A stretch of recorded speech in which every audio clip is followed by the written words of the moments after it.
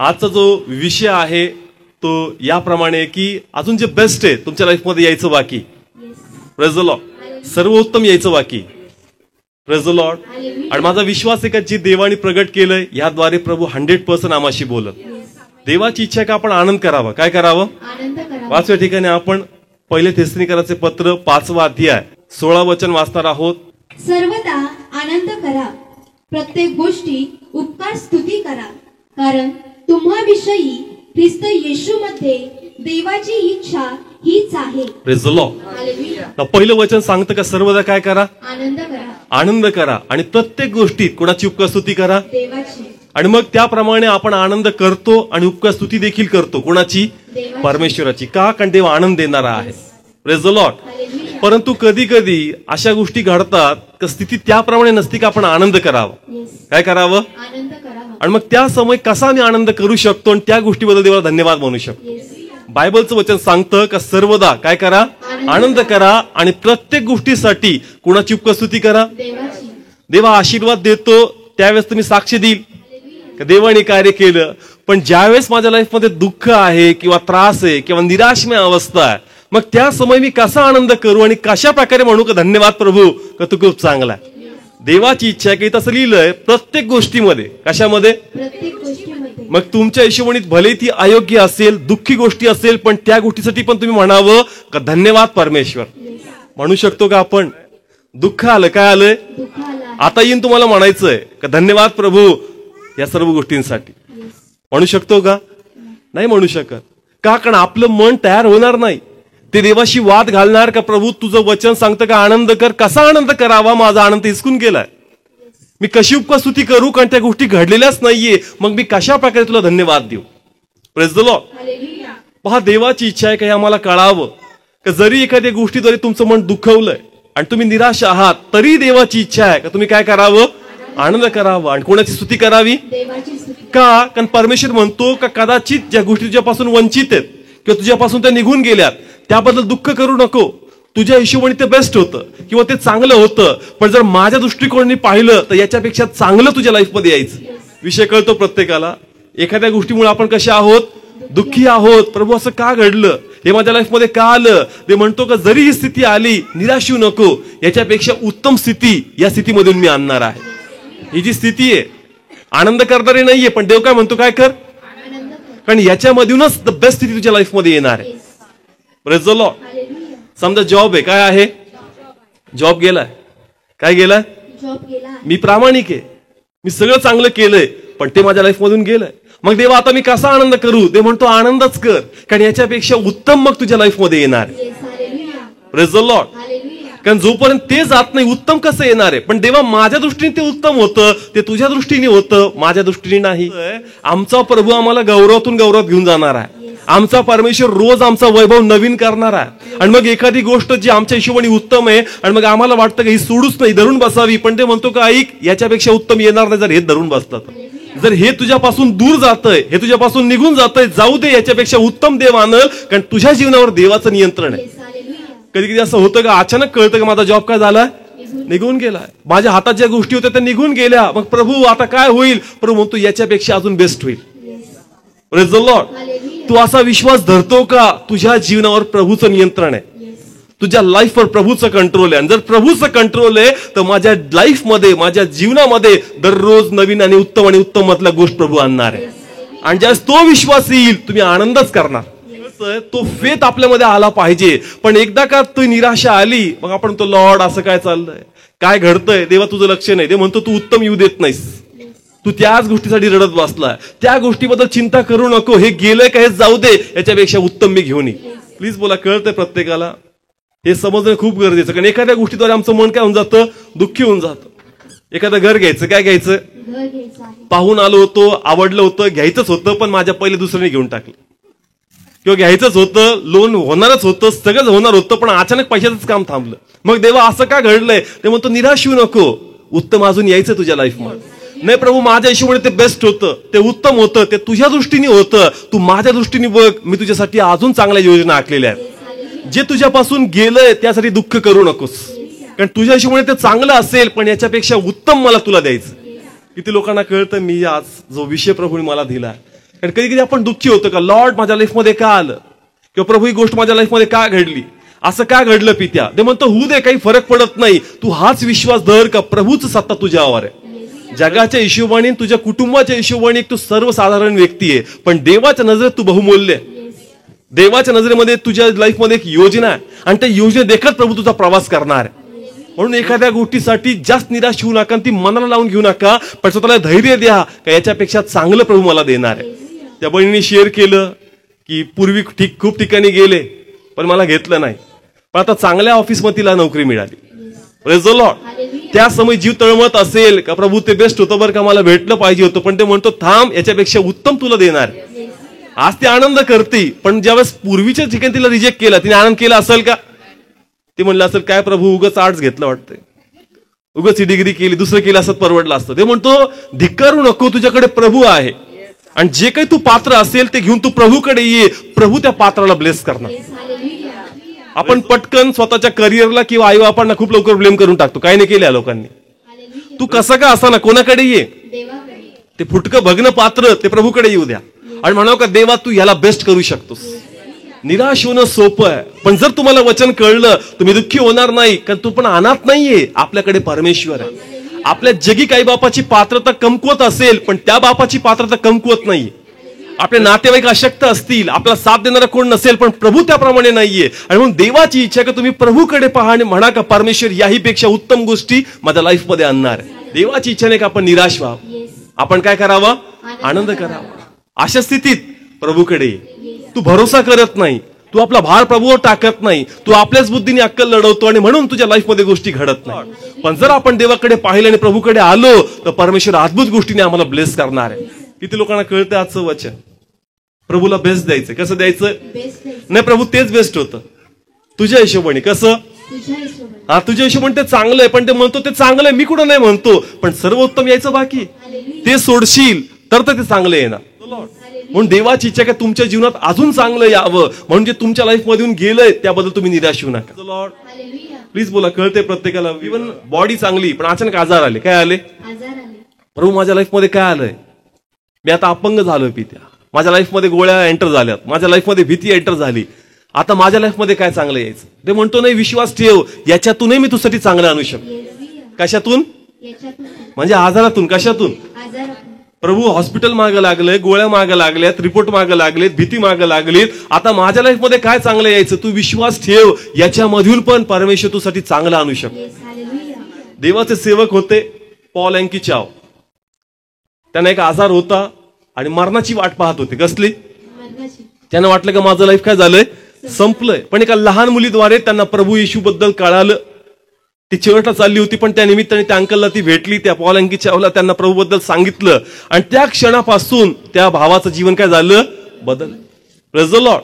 आजार होते, काय होते, आजार होते. त्याला वाटलं का संपलं माझं लाईफ, आता माझ्या लाईफमध्ये काय चांगलं घडू शकतो. पण ज्यावेळेस आपण प्रभूकडे पाहतो, परमेश्वर म्हणतो या स्थितीमधून पण मी अजून चांगली स्थिती आणू शकतो.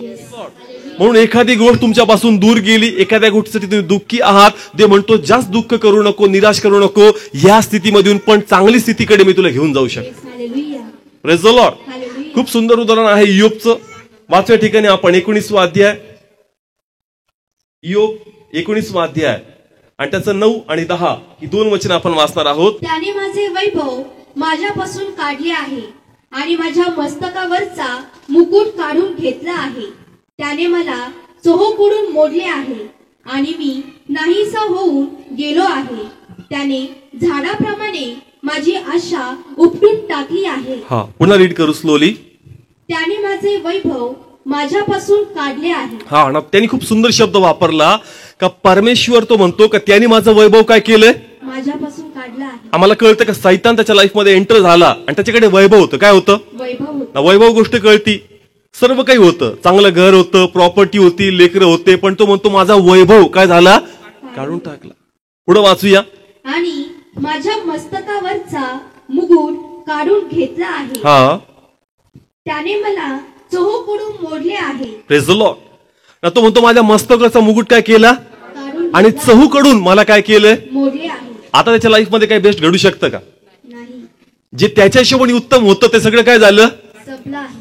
प्लीज बोला. कळतं, योग बद्दल आपण वाचलं, सगळं कसं होतं, चांगलं होतं. कसं होतं? चांगलं होतं. सगळं चांगलं होतं, सगळं एकदम उत्तम चाललं होतं. पण बायबल सांगते का, तो म्हणतो सगळं जे चांगलं होतं ते काय झालं? काढून घेतलं. आता उत्तम येऊ शकतं का? नाही. कारण ऑलरेडी जे बेस्ट होतं ते काय झालं? निघून गेलं. Praise the Lord. हालेलुया. कळतं इथपर्यंत. आता ईयोबचीच परिभाषा वाचूया पुन्हा. 42 अध्याय आणि 12 वचनापासून रीड करू आपण. ह्याप्रमाणे यहोवाने योबाची शेवटली स्थिती त्याच्या पहिल्या स्थितीपेक्षा अधिक आशीर्वादित केली. Praise the Lord. हालेलुया. ना पहा, आजचा विषय धरून पहा. बेस्ट यायचं. कसं यायचं? बेस्ट यायचा. पण पूर्वी तो म्हणतो का माझं वैभव प्रभूंनी काय केलं? काढून घेतलं. माझ्या डोक्यावरचा मुकुट प्रभूंनी काढून घेतला आणि चहूकडून प्रभूंनी मला काय केलं? मोडलं. पण इथं वचन काय सांगतं? पहिलीची जी स्थिती होती त्यापेक्षा शेवटली स्थिती प्रभूने त्याची अधिक चांगली केली. Yes, hallelujah. म्हणजे त्या समय त्याला वाटत होतं का हेच सर्वोत्तम आहे, पण ते म्हणतो तुझ्या दृष्टीने, माझ्या दृष्टीने सर्वोत्तम तुझ्या लाईफमध्ये अजून यायचं. Yes, hallelujah. जरी आज तुमच्या लाईफमध्ये चॅलेंजेस आहेत, प्रॉब्लेम्स आहेत आणि तुम्हाला वाटतं का प्रभू चांगलं तर सगळं निघून गेलं, आता माझ्या वाटेला फक्त दुःख आलंय, ते म्हणतो चांगलं निघून नाही गेलं, याच्यापेक्षा अधिक चांगलं यायचं. आणि ते चांगलं यावं म्हणून तुला रिकामी केलंय तुला. Yes, praise the Lord. hallelujah. जेणेकरून भरपुरी तुला द्यावं. Praise the Lord. Hallelujah. Please बोला. कळतंय? योबाला चहूकडून मोडलं, सगळं काही गेलं, ते म्हणतो द्यायसाठी जागा तर पाहिजे. Yes, याच्यापेक्षा अजून मोठं यासाठी जागा करावी लागते आणि म्हणून ती जागा निर्माण झाली जेणेकरून अजून यावं आणि देवाचा गौरव तो पाहावं. किती सुंदर लिहिलंय का पहिलीची स्थितीपेक्षा शेवटली स्थिती त्याची अधिक कशी केली. चांगली केली. पण पूर्वी तो काय म्हणत होता? माझा वैभव काय झाला? निघून गेलं. पण नंतर थँक्स गिव्हिंग, प्रभू पहिली स्थितीपेक्षा शेवटली कशी आहे? आशीर्वादित आहे. असं हिने पण आता आनंदाने साक्षी दिली. कशी? आनंदाने. पण ज्यावेळेस रिजेक्ट झालं त्यावेळेस आनंद केला असेल का? प्रभू काय चाललंय माझ्या लाईफमध्ये? ज्याची पात्रता नाही तो जॉब घेतो, तो 15-20 हजाराच्या गप्पा करतो. कळतंय ठिकाणी? पण परमेश्वर म्हणतो का निराश होऊ नको, तू कोणाकडे बघ? देवाकडे. आणि जस तू प्रभूकडे पाहशील या स्थितीमधून पण देव चांगली स्थिती तुझ्या लाईफमध्ये आणणार. जे गेलंय निराश होऊ नको, यापेक्षा उत्तम देव तुला देणार आहे. Yes, hallelujah. पुढे रीड करूया. कारण त्याला 14,000 मेंढरे व 6,000 उंट व 1,000 बैलाच्या जोड्या व 1,000 गाढवे होती. पुढं आणि पुढं. त्याला 7 मुलगे व 3 मुली झाल्या. Praise the Lord. हालेलुया. प्रत्येक गोष्टी प्रभूने डबल दिल्या. येस, प्रत्येक गोष्टी कशा दिल्या? डबल. हा भरपूर दिला आणि वर्णन केलं का? कारण तुम्हाला असं वाटतं एखादी गोष्ट का प्रभू हेच माझ्या लाईफमध्ये चांगलं होतं, मग देवाई माझ्या लाईफमधून का निघून गेलं? ते म्हणतो त्यासाठी निराश होऊ नको, ते तुझ्या दृष्टीने, माझ्या दृष्टीने अजून द बेस्ट तुझ्या लाईफमध्ये यायचं. हालेलुया. झळ लागती ना का प्रभू नव्हतं झालं पाहिजे, ते बेस्ट होतं, माझ्याबद्दलच का झालं? होऊ दे, कारण तूच असणार आनंद घेणारा ज्या ह्याच्यापेक्षा उत्तम येणार आहे. Hallelujah. Praise the Lord. Hallelujah. म्हणून निराश होऊ नका एखादी गोष्ट तुमच्यापासून निघून गेली. नाही प्रभू मी पात्रतेचा होतो, माझी लायकी होती, प्रभू खरोखर तुझं भय धरणार आहे, मग माझ्या प्रामाणिक प्रतिफळ काय? ते म्हणतो तेच तर द्यायचं. हालेलुया. तुझ्या प्रामाणिकपणाचं प्रतिफळ द्यायचंय, पण तुझ्या योग्यतेने मी ठरवणार नाही, मी माझ्या योग्यतेने तुझ्यासाठी ठरवणार. म्हणून निराश होऊ नका, हताश होऊ नका. आताही आनंद करा आणि म्हणा की अजून जे उत्तम आहे, अजून जे बेस्ट आहे ते यायचं बाकी. पुढे रीड कर.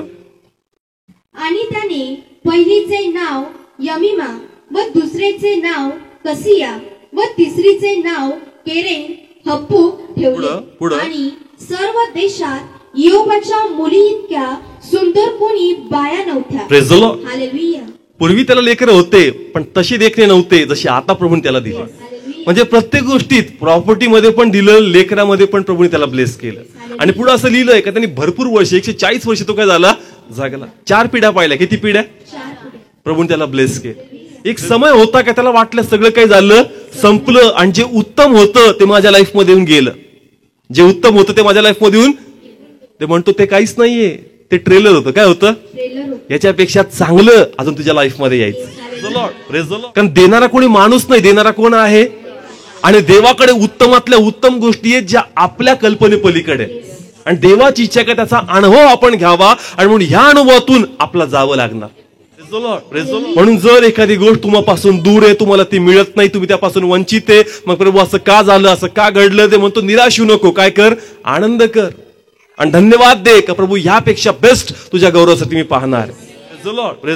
मी जसं पॉल अंकीच्या सांगितलं, सध्या आपण पाहतो अंकुर नरूला, त्यांच्या लाईफमध्ये पण आजार होता. काय होता? आजार. मग ते पण म्हणले पाहिजेत का लॉर्ड सगळं चांगलं काय झालं, निघून गेलं, माझ्या वाटेला काय आलं? पण ते म्हणतो तुझ्या वाटेला मोठी सेवकही येणार आहे. येस.